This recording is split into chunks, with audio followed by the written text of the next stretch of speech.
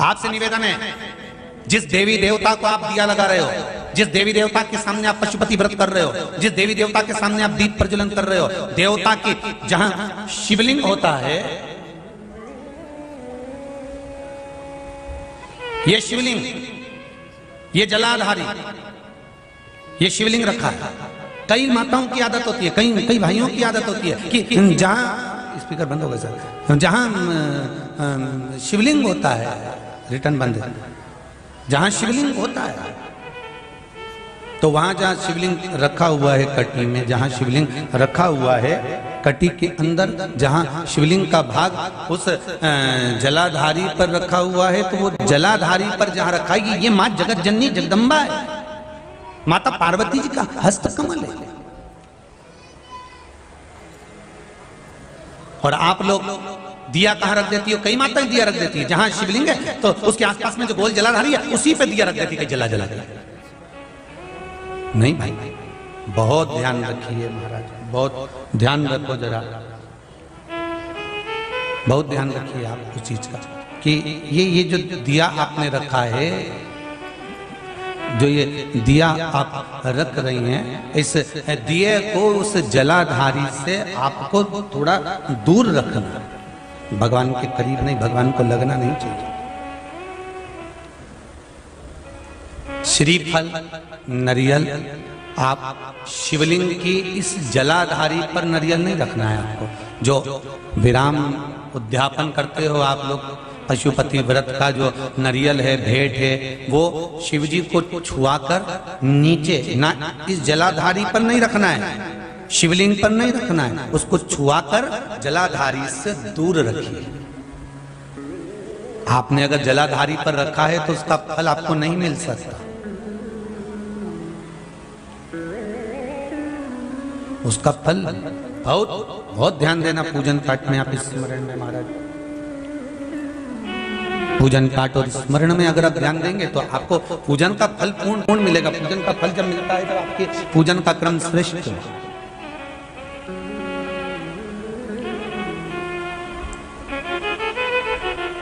पूजन का फल तभी प्राप्त होता है महाराज, और उस पूजन के फल को हमें अगर प्राप्त करना है तो हमको श्रेष्ठता धारण करना ही पड़ेगा, हमें अपनी गलतियों को सुधारना पड़ेगा। जहां शिवलिंग रखा हुआ हो, जलाधारी जो है वो पार्वती जी का, रिटर्न बढ़ाओ भाई, पार्वती जी का स्थान है।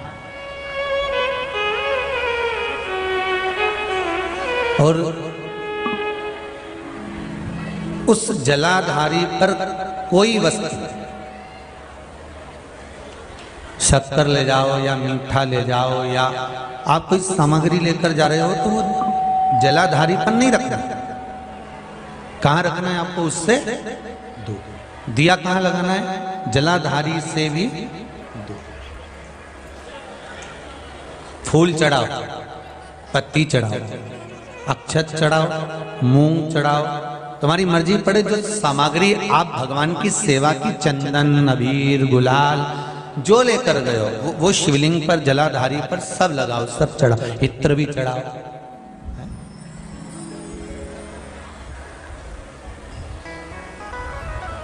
सब समर्पित करो। पर उस जलाधारी से थोड़ी दूरी बनाकर, उससे थोड़ा दूरी बना लें, उसके बाद आप रखें महाराज। थोड़ी सी दूरी बनाकर अगर रखेंगे तो भगवान उसको स्वीकार करेगा।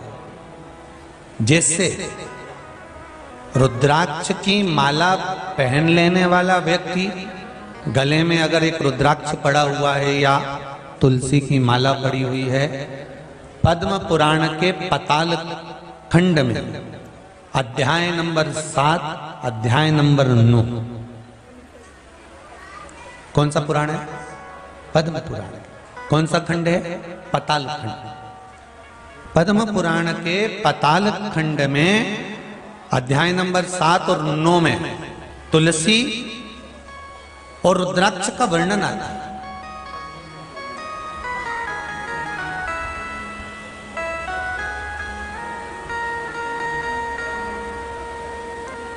कि मान लो अगर मनुष्य का शरीर मिला है और आपके जीवन में कोई आपको गुरु ही नहीं मिला, कोई अच्छा सदगुरु प्राप्त ही नहीं हुआ,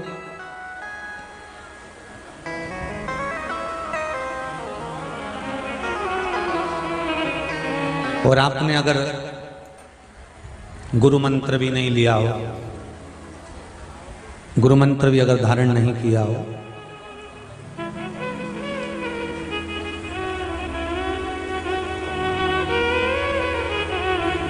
कई लोग कहते हैं जिसका गुरु मंत्र नहीं होता, जो गुरुमुख नहीं होता, वो कितना भी दान पुण्य कर ले, लगता है क्या? जम के बोलो, नहीं लगता।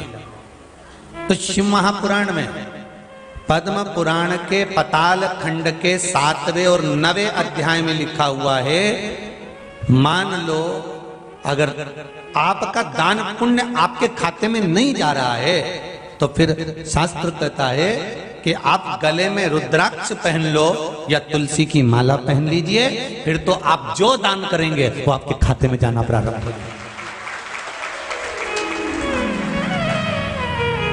गले में या तो रुद्राक्ष का एक मनका या माला, कुछ भी अगर आपके गले में पड़ी, रुद्राक्ष की एक मनका या एक माला भी आपके गले में पड़ी हुई है, या तुलसी की माला का एक मनका या तुलसी की माला भी आपके गले में पड़ी है, तो उसका फल आपको मिलना प्रारंभ हो जाएगा, उसका फल आपको मिलना प्रारंभ हो जाएगा। हमारे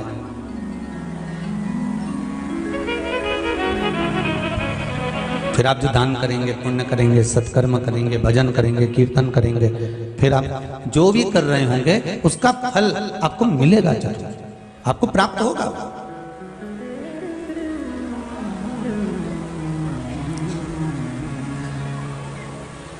अच्छा, कई लोग कहते हैं गुरुजी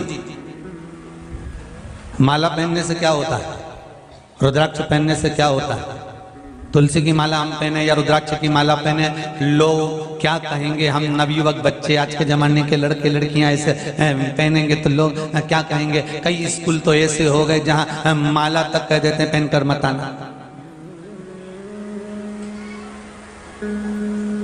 तब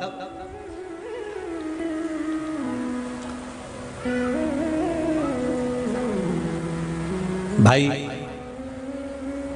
कोई सौभाग्यवती नारी जो होती है ना, मांग में सिंदूर भरती है, बिंदी लगाती है, कई कई नई फैशन की है तो सिंदूर भी नहीं भरती है।